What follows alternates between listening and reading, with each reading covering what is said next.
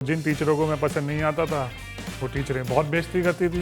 मैंने कह रहा कि मेरे को बहुत इज्जत है, थोड़ी सी इज्जत दो। थोड़ी सी तो दे दो, मैं इंडिया रिप्रेजेंट कर रहा हूँ। वो कहते हैं कि आप अंडर 19 इंडिया से क्या कर लोगे जीवन। तो मैडम नौकरी तो लग ही जाएगी।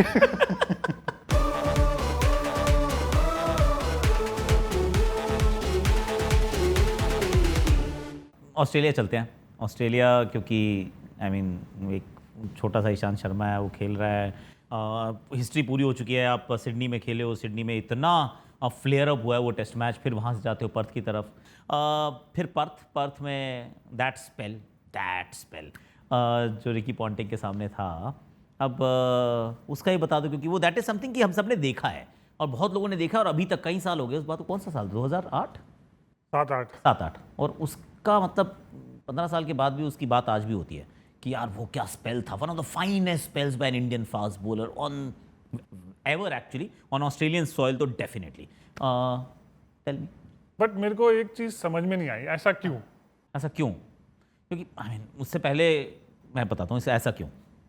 जब हम गए 2003-4 में ऑस्ट्रेलिया, तो अब जब हम फ्लाइट बोर्ड कर रहे थे ना, तो मैंने अखबार पढ़ी। अखबार के अंदर लिखा हुआ था कि एक ऑफिशियल ही थे, उन्होंने लिखा था, उनका स्टेटमेंट था कि क्यों जा रहे हैं, 4-0 से हारने तो जाएंगे ना, मतलब क्या ही फर्क पड़ रहा है कि जा तो रहे हो, हारोगे पक्का। 4 मैच की सीरीज हो, 4-0 से हारोगे। पिछली वाली सीरीज 3 मैच की थी, वो 3-0 से हारे थे। तो ये हमारी एक्सपेक्टेशंस थी जनरली, मतलब ये हमारे देश की एक्सपेक्टेशंस थी। उसमें जब हम गए तो हमने वो सीरीज़ को ड्रॉ किया था, तो फिर लोगों ने थोड़ा सीरियस लिया, ये टीम भी ठीक ठाक है यार, और तो खेल लेती है। पर उसमें भी ये था कि हालांकि अजीत अगरकर ने उस वाली सीरीज़ में 6 विकेट भी ली थी एक मैच में, एडिलेड की सेकंड इनिंग्स में, फ्लैट पिच पर, और third innings difficult time to bowl. पर फिर भी वो एक था कि यार वो सुपीरियॉरिटी थी कि भाई ऑस्ट्रेलिया है, ऑस्ट्रेलिया में हमारे बॉलर्स जाके इंजर्ड होते हैं, स्पेल पूरे नहीं कर पाते हैं, पिटाइयाँ बहुत होती हैं क्योंकि वो कंडीशंस बहुत डिफिकल्ट हैं, सामने टीम बड़ी तगड़ी है। उसमें फिर वर्ल्ड का नंबर 1 बैटर उस समय का रिकी पॉन्टिंग, और फिर जो उसका ऑब्वियसली जो बैकड्रॉप था उस सीरीज़ का, उस मैच का, वो सारी चीज़ें जब when you put together, and you being under 9 almost 19-20 साल का बच्चा है, तो फिर वो इट इज़ फेयर जिसने वो देखा है, और जो उस बैकग्राउंड को जानता है कि ऑस्ट्रेलिया रोज़ मारती थी हमको, उनके घर में तो 100% मारती थी यार। तो वो फिर इसलिए माना जाता है कि वो स्पेल बहुत बढ़िया था। अब very humble, very humility is brilliant. पर अब मुझे बता कि उस स्पेल में वो क्या रहा था एग्जैक्टली। कुछ भी नहीं हो रहा था, मैं सिर्फ बॉलिंग कर रहा था। ओके। उससे पहले वाली इनिंग में मैंने रिकी पॉन्टिंग और क्लार्क को आउट किया था। बज्जूपा नहीं खेल रहे थे वो वाला टेस्ट मैच। तो बज्जूपा ने उससे पहले जब सिडनी में टेस्ट मैच हुआ था, रिकी पॉन्टिंग को आउट किया था। तो जब रिकी पॉन्टिंग को आउट किया तो बज्जूपा ने ना सेलिब्रेशन कैसे किया कि बज्जूपा ने नहीं अच्छा, नहीं ऐसा नहीं, ऐसे रोल हो गए, हाँ रोल हो गए ग्राउंड पे। तो मैंने बोला बज्जूपा इस मैच में मैं उसको आउट करूंगा और मैं ऐसा करूंगा। ओके। तो मैंने फर्स्ट इनिंग में आउट किया, मैंने कोशिश करी गुलाटी मारने, मेरे को लगा लंबा होना तो ग्राउंड थोड़ा नीचे है, तो मैंने कहा रहने दे, मैं बज्जूपा के पास गया, बज्जूपा आउट कर दिया। ठीक है। फिर सेकेंड इनिंग्स हुई।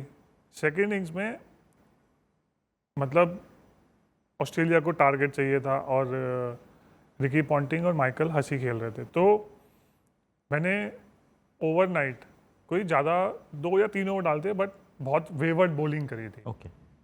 उधर से चौका, इधर चौका, और गैरी नया उस टाइम पे आया था। मतलब वो एक टेस्ट मैच किया था, उस सीरीज के बाद में गैरी मतलब फुल टाइम कोचिंग बने थे। ओके।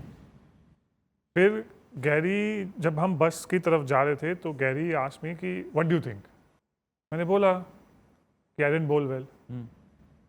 कह रहा but how come you are so blunt. Okay. How come you are so honest that you are saying that you didn't bowl well. मैंने कहा जो सच है दिस इज द ट्रूथ। या। तो कह रहा no but sometimes people start making excuses कि ये नहीं हुआ, वो नहीं हुआ। मैंने बोला कि हम इसी तरीके से खेलते हैं। राइट।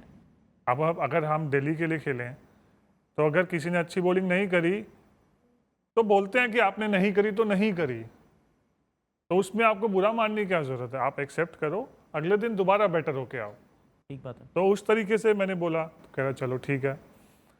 फिर जब हम मैं वो स्पेल डाल रहा था, तो एक ओवर हुआ, और उस टाइम से उससे पहले ना बॉल स्विंग नहीं हो रहा था। राइट। फिर एकदम से वो कंडीशंस थोड़ी सी ओवरकास्ट हुई, और रात को मेरे को पता कि जब मैंने गैरी से बात करी, मेरे लिए बात एकदम नॉर्मल थी। मतलब मैंने ये भी नहीं सोचा कि बहुत बड़ी बात है कि मैंने उससे चौका खा लिया। मैंने कहा भाई मेरा कौन सा कोई नाम है, नाम तो उसका है। आप तो उसी का करेक्ट है। तो मैं तो ऐसी इंजॉय कर रहा था, सिंपल चीज़ थी। जो सबसे इम्पोर्टेंट चीज़ थी कि मैं इंजॉय कर रहा था अपनी गेम। मैं वहाँ पे फिर जब अगले दिन हुआ, अगले दिन मेरे ख्याल से स्टार्ट किया आरपी ने और इरफान पठान ने। ओके, उन दोनों ने काफ़ी अच्छी बॉलिंग करी। फिर मेरा स्पेल आया और अनिल भाई कैप्टन थे। अनिल भाई मेरे को बोले कि अनिल भाई ने कुछ बोला कि ये स्पेल इम्पॉर्टेंट है, दम से डालियो, ये वो। और सडनली उसके बाद फिर मेरे को रियलाइज़ हुआ कि मैं वहाँ पे एक फीलिंग होती है। मतलब मेरी बॉलिंग में सबसे इम्पॉर्टेंट चीज़ होती है फीलिंग, कि जब मैं बॉल लेके भागता हूँ तो वो जो एरिया होता है मेरे को वो लास्ट तक देखना होता है। ओके, कि जहाँ पे पिच करनी है। हाँ, जहाँ पे मेरे को जोर की मारनी होती है। तो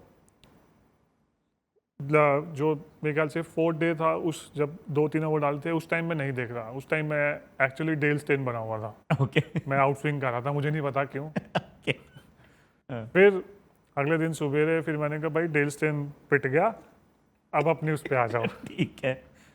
तो फिर मैंने वो क्या किया, मैंने अपनी वो एक एरिया देखा जो मेरा बेसिक है राइट, कि मैंने आना है, वो 5 मीटर की लेंथ है, उस पर आके जोर की मारनी है।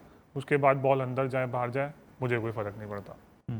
और वहाँ से ऑटोमेटिकली बॉल स्विंग होना शुरू हो गया।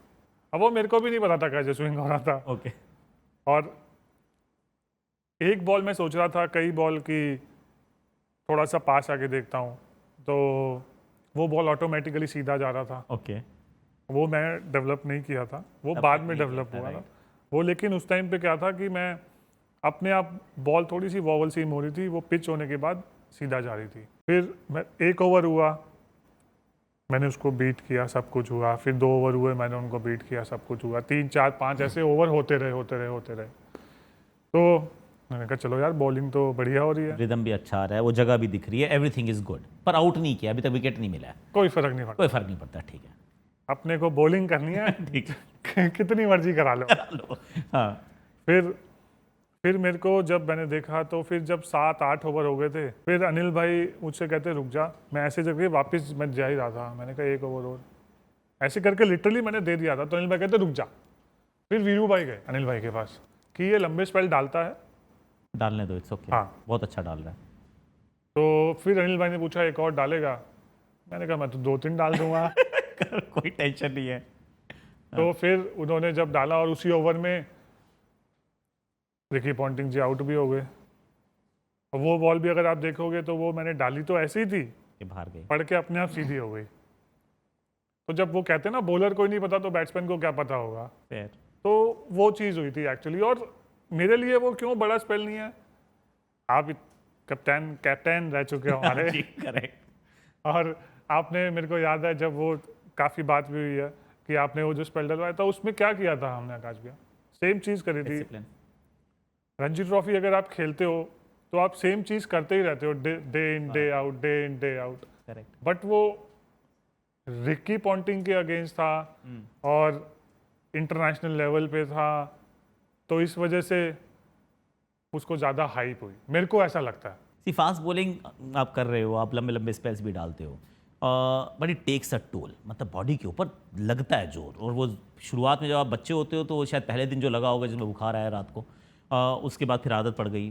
पर at some stage did you feel कि यार अब मुझे, क्योंकि मैं इतना डाल रहा हूँ और इतनी वर्कलोड है, इंटरनेशनल क्रिकेट का प्रेशर अलग है, वर्कलोड अलग है, कि क्या पेस में क्या मुझे I need to cut down a little, कि मुझे थोड़ा सा और कंट्रोल चाहिए। कंट्रोल के लिए do I start bowling a little slower, या फिर मुझे ये वाला नहीं, मुझे actually all out fast bowling ही करनी है। वो वाली अंडरस्टैंडिंग कब आई और किस तरीके से आई और कैसे, मतलब हाउ डिड यू, और कभी आई या कभी नहीं सोचा कि चलते जो यार जाने तो? नहीं, कभी ये तो नहीं सोचा कि धीरे बॉलिंग करनी है। ओके। बट जब हम वो 2008 की सीरीज़ खेले थे इंडिया वर्सेस ऑस्ट्रेलिया, इंडिया में, तो मैं वो मैन ऑफ द सीरीज़ बना था। और इंटरेस्टिंग चीज़ बताऊं तो मेरे को लगा था मैन ऑफ द मैच ज़्यादा बड़ा है। दोबारा बता दे कि तुझे लगा कि मैन ऑफ द मैच जो होता है बड़ा होता है, मैन ऑफ द सीरीज तो छोटा और दे दिया इन्होंने। तो ओके। तो मैंने फिर गैरी ने मेरे से पूछा, जब गैरी कोच थे उस टाइम पे, तो गैरी कर्स्टन ने मेरे से पूछा कि हाउ आर यू फीलिंग। मैंने कहा नॉर्मल भाई। तो कह रहे no you got man of the series against Australia. And उसके बाद में मेरे को कोई आइडिया नहीं था कि कपिल पाजी के बाद इंडिया में मैन ऑफ द सीरीज मैं बना था, फास्ट बॉलर। ओके। तो मैंने कहा अच्छा। कह रहा हाँ मेरे को कोई आइडिया नो आइडिया। तो मैंने कहा but why did they give man of the series, why didn't they give man of the match. It's incredible. तो फिर उसने मेरे को एक दिया कान पे, कह रहा man of the series is means you did well in the whole series, right, of course. Man of the match is you did well in just one match. ओ मैंने कहा हाँ भाई ये बात तो सही है। आउटस्टैंडिंग।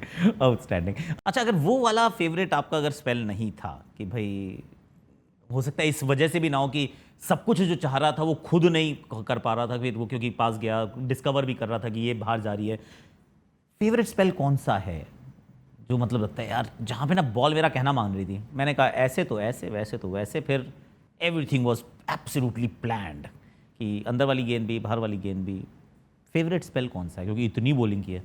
एक मतलब 2-3 है मेरे। एक जो ये 2008 सीरीज हम खेल रहे थे ऑस्ट्रेलिया के अगेंस्ट, मेरे को याद है हमने जो नागपुर में बॉलिंग करी, राइट। उस टाइम पे मैं और जैक पाक, मतलब हम दोनों की, जैसे हम बैंगलोर में टेस्ट मैच खेले तो मेरी 4 विकेट थी, जैक पाक की 5 विकेट थी। फिर हम दूसरा टेस्ट मैच पता नहीं कहाँ खेले थे, तीसरा टेस्ट मैच हम दिल्ली खेले थे, दूसरा टेस्ट मैच हम मोहाली खेले थे। शिखर का डेब्यू? नहीं, ये तो 2008 की बात अच्छा, है। 2008 की बात है। फिर हम तीसरा टेस्ट मैच दिल्ली खेले, पहला ड्रॉ हुआ, दूसरा हम जीते, तीसरा ड्रॉ हुआ, चौथा इंपॉर्टेंट था। राइट। तो वहाँ पे हमने स्पेल डाले 9 ओवर के, उसमें विकेट नहीं मिला मेरे को एक भी। राइट। बट वो जिसे कहते हैं ना कि मैंने वो 9 ओवर का स्पेल डाला, मैथ्यू हेडन और कैटेज खेल रहे थे, और एक्चुअली हेडन को बॉलिंग करना बहुत डिफिकल्ट है, राइट। क्योंकि जब वो एक तो खड़ा होता है तो स्टंप से नहीं दिखती, तो आप लाइन क्या सेट करोगे, करेक्ट। तो उसको बॉलिंग करना बहुत डिफिकल्ट लगता था मेरे। मोस्ट डिफिकल्ट जिसको भी आज तक जिसको भी गेंदबाजी की मतलब सबसे ज़्यादा मुश्किल उस टाइम पे यस, बट उसके बाद स्टीव स्मिथ। उसके बाद स्टीव स्मिथ, क्योंकि वो इधर उधर बहुत भागता है, पता नहीं चलता है।